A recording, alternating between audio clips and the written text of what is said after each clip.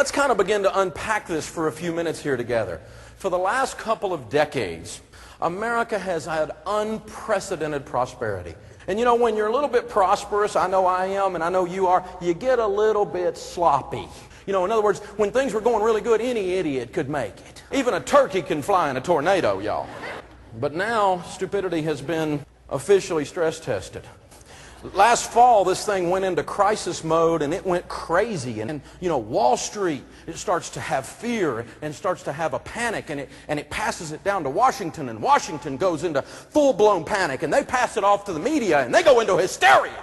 Sound like a beagle chasing a rabbit every time I turned on the news. Y'all know what I'm talking about? Scared me to death. And so the Bush White House and Paulson, they decide to bail out stupidity. And they pass trillions of dollars of deficits and put our grandkids deeply in debt to bail out stupidity. And then we get a new administration and they decide they're going to stimulate stupidity.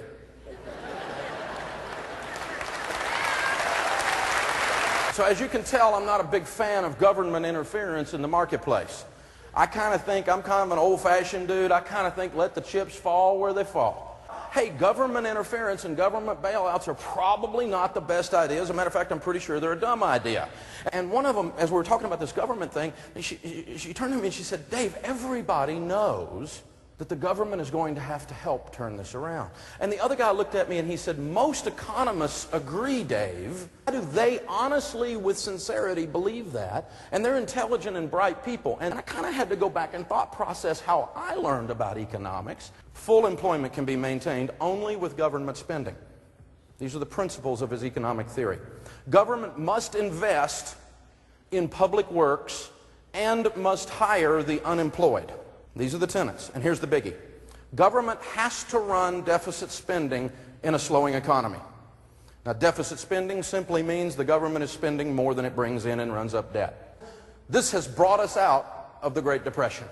And this is what we are taught in textbooks today when you take economics in the average university in America. It's what I was taught, it's what my two friends sitting on the couch with me at Good Morning America were taught, that this is why it works. And here's the flaw. They forgot to do an overlay of history.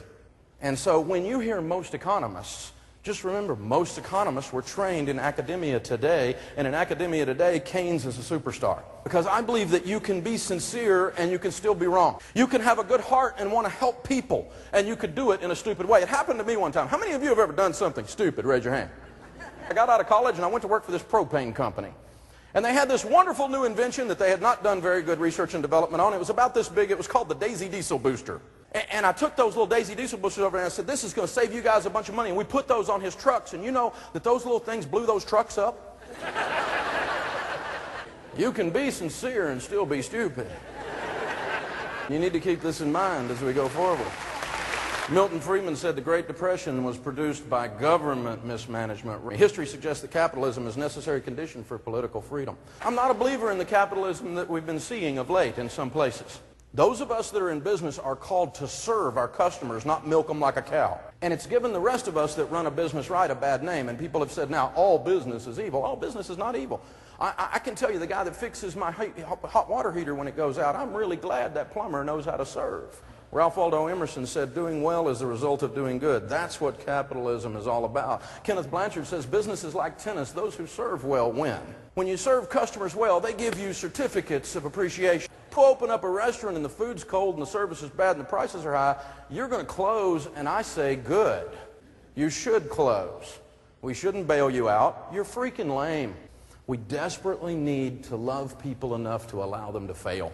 Failure's good. Failure is instructive. Failure brings clarity. And failure, if it's chasing you, will run you towards excellence. If there's no chance that you can fail, you have no reason to be your best. Failure needs to be an option. I had one of them come in the other day and he said, you know, I need a little higher base. And I said, no, you need to make some more sales. I said, dude, your raise is effective when you are. See, I've failed. I started with nothing and I became a millionaire by the time I was 26 years old, and I did it stupid. I borrowed too much money and I lost everything I owned. That success is merely a pile of failures that you're standing on. We have to allow failure again. And what's the number one character quality of successful people? They will tell you perseverance. But Dave, I'm afraid I don't want anybody to hurt. And if you get rich, that means someone else isn't going to get anything. That's not fair. The economy is not a cake that if I take a bigger slice, you automatically, by default, have a smaller slice. The economy is more akin to candles. If I take my candle and I light your candle, I was not diminished. I didn't end up with less, and you got light. He waited on me and fixed my hot water heater. I gave him some certificates of appreciation. He goes over and buys lunch at the local market and gives them some of those certificates of appreciation, and the economy expands. We light each other's candles until the whole room is lit, and that's how capitalism really works. We need to reintroduce something else into this culture, and that's the ancient word, no. No, you're 16, you can't have a new Corvette, you're incompetent. No, you can't buy a house. You're freaking broke. You're going to lose the house. And we're not going to securitize all of this stupidity and sell it on Wall Street to hedge funds either.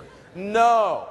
No, you can't rip me off anymore. I will no longer do business with your company or anyone that looks or smells like you. No, you can't buy this house. When broke people buy houses, you know what they get? They get broker. That's why they call them real estate brokers. We need to go back to taking personal responsibility. And you need to work whatever that means. You need to get after it. You need to cause some things to happen. Personal responsibility. My dad used to say, you shot it, Tarzan, you eat it. Turns out McDonald's does serve hot coffee. And you were just a klutz and spilled it, and that ain't anybody's fault, but you're shut up and be more careful next time. When I went broke, I spent about 6 months whining. Have you ever whined? And I sat around blaming the banks and blaming the IRS and blaming whoever I could blame. And one of my friends sat down at me over a cup of coffee, and he said, you know whose fault it was? I said, whose? I need somebody else to blame. He said, it's your fault. And I've heard media and political people on both sides of the aisle make these ridiculous statements, in every case either because they're in a freaking hysterical panic themselves or because they've got an agenda and they're trying to pass something and want you and I to be scared enough to allow them to do it. But they're out there pitching that this is the Great Depression. This is nowhere near like the Great Depression. As a matter of fact, it's not even the worst recession. The Great Depression, unemployment was 25%, and there were real bread lines, not people with Gulf Streams lined up at Congress. The stock market is artificially low right now. There's no mathematical support for how low it is. It has been driven by fear. Do you really believe they're worth half what they were this time last year? No, well, they were artificially inflated. Nope, they really weren't. They were giving returns based on the profits that they were creating. I think it's artificially driven low by fear. So I'm continuing to invest in the stock market, and I'm continuing to invest in real estate. So some of these price dips in some of these markets is very temporary because, again, it's driven by fear. It is the best time to buy some houses. But don't buy a house if you're broke. Make sure you got your emergency fund in place, 3 to 6 months of expenses. Make sure you're out of debt. And then when you buy a house, that house is a blessing. And Murphy doesn't move in your spare bedroom and bring his 3 cousins, broke, desperate, and stupid. Trust your instincts. When you sit down with a financial person, if you feel like you're being sold, get up and leave. A tax person, and they get an attitude and they're trying to talk down, leave. Gotta love YouTube. It's made everybody a star. You know, it's great.